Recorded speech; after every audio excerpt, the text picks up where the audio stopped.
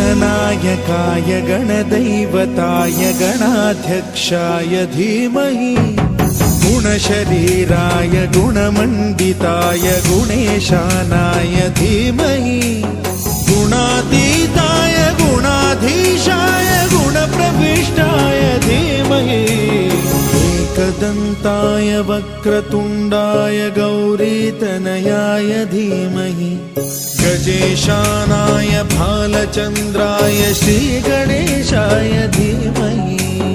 एकदन्ताय वक्रतुण्डाय गौरीतनयाय धीमहि गजेशानाय भालचन्द्राय श्रीगणेशाय धीमहि गानचतुराय गानप्राणाय गानान्तरात्मने गानोत्सुकाय गानमत्ताय गानोत्सुकमनसे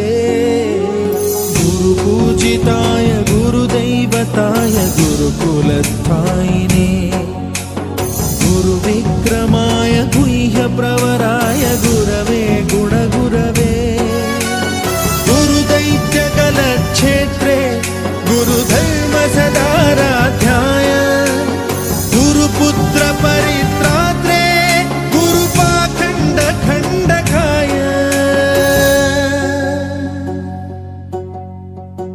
गीतसाराय गीततत्त्वाय गीतगोत्राय धीमहि